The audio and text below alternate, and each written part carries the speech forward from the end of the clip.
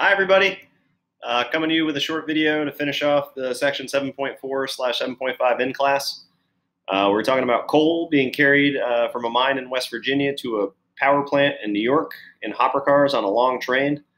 The automatic hopper car loader is set to 53 tons of coal to load into each car. The actual weights of coal loaded into each car are normally distributed, so it doesn't always load exactly 53 tons. The average amount that it spits out is 53 tons, and the standard deviation is 1.7 tons. In part A, we found the probability that one car chosen at random will have less than 52.5 tons of coal.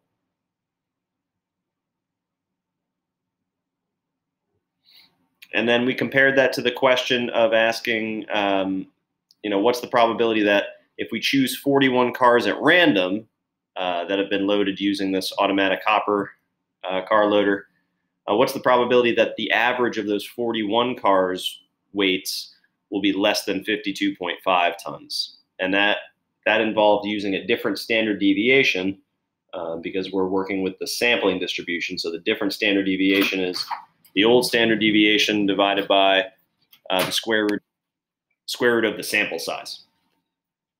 So moving on to the next part. Suppose the weight of coal in one car was less than 52.5 tons. Would that fact make you suspect that the loader had slipped out of adjustment? I'm going to flip back to the answer from part A. The probability that one single hopper car has a weight less than 52.5 tons is 38.6% of the time. So since that is a significant probability, it's not 50%, but it happens. Things that happen 38% of the time happen. I would say no. Could just be random chance.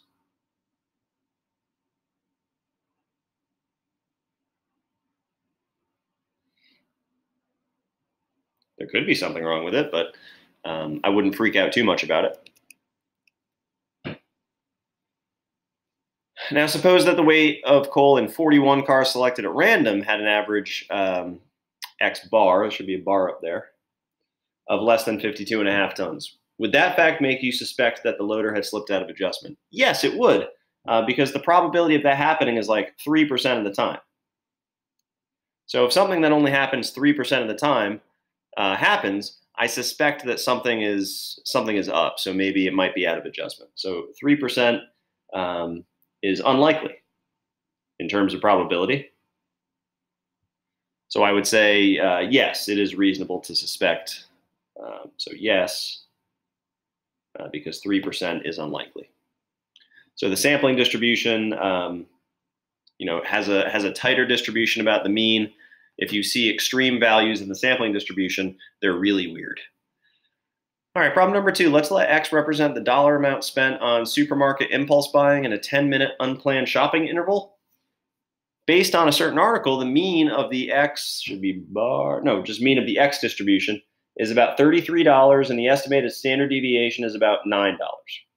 Consider a random sample of n equals 120 customers, each of whom has 10 minutes of unplanned shopping time in a supermarket from the central limit theorem. What can you say about the probability distribution of X bar, the average amount spent by these customers due to impulse buying? So we looked at the central limit theorem near the end of class, and we said that for large n's, the sampling distribution, the X bar distribution, is going to be normal. We said for n's larger than or equal to 30. Here we've got an n which is 4 times that, 120. So we can say that it should be normal.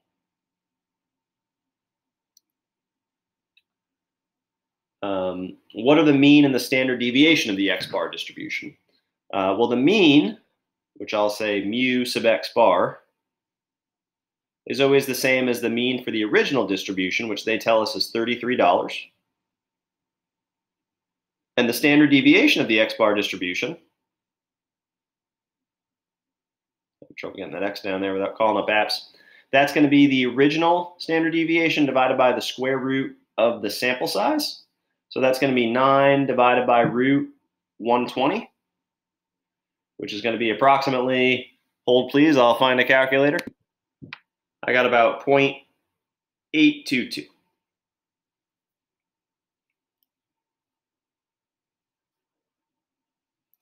All right, what's the probability that the sampling mean is between $31 and $35?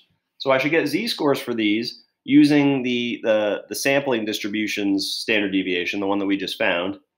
So the z-score for 31 is going to be 31 minus, the mean was 33, and the standard deviation is 0.822. So 31 minus 33 divided by 0.822. That's approximately negative 2.43.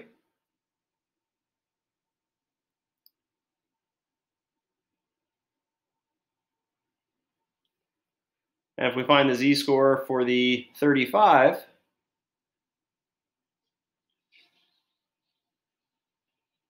we're going to get 2.43.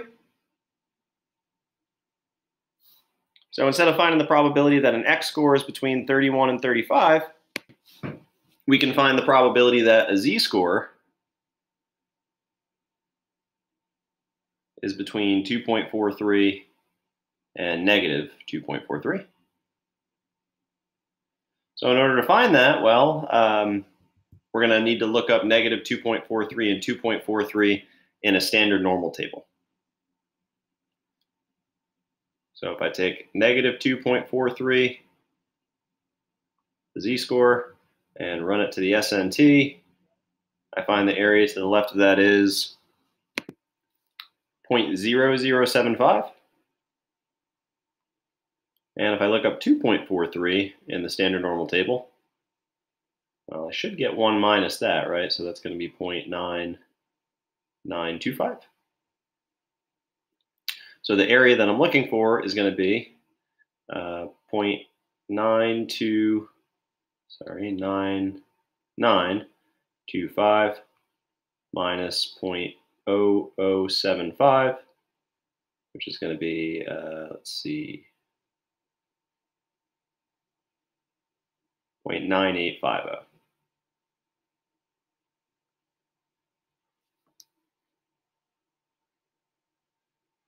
All right, assume that x has a distribution that is approximately normal. What is the probability that x is between 31 and 35? So this is going to use the original standard deviation. I'll find z-scores for both 35 and 31. The z-score for 35 is going to be 35 minus the mean is 33. The standard deviation is now 9. So this is 2 over 9, which is 0.22 approximately. And the z-score for 31 is going to be negative 0.22. So we're going to run to the SNT and look up both of those z-scores. So for the z-score 0.22,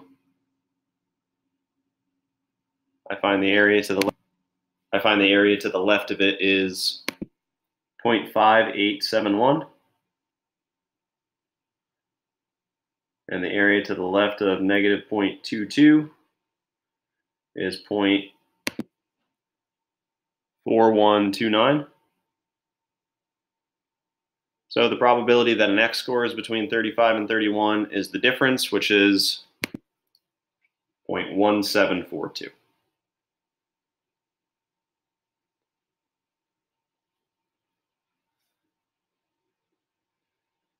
All right, in part B, we used the X bar, the average amount spent for 120 customers. In part C, we used X, the amount spent by only one customer.